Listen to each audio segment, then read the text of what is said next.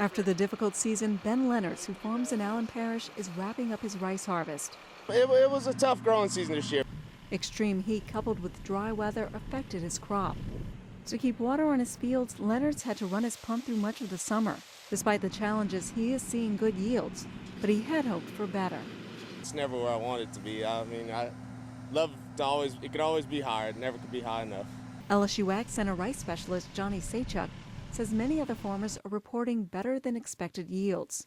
I've heard some very, very good yields on the variety Clearfield 151 and some pretty good yields on Clearfield 111 and exceptional yields with some of the hybrids.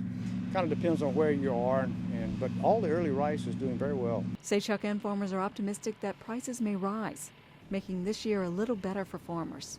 Saychuk says this crop was an expensive one to grow with high fuel costs and high cost to pump water. A lot of guys were struggling to keep up with water supplies and keep their fields flooded, especially those guys in the southwest area who had problems with salt water and had to, in a couple of cases, actually abandon some acreage. Leonards was harvesting a field of the medium grain variety Jupiter, which is part of the LSU AgCenter's rice verification program. Farmers in the program agreed to follow AgCenter recommendations on their field.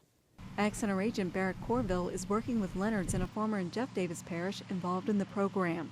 We were concerned down there. We had used salt water on it. Probably the last 2 or 3 weeks we were flooding the field, and we thought maybe the yields would have been hurt a little bit, but it still yielded really well. Farmers also reported problems with insects and diseases, particularly the disease blast. With the LSU AgCenter, this is Tobie Blanchard reporting.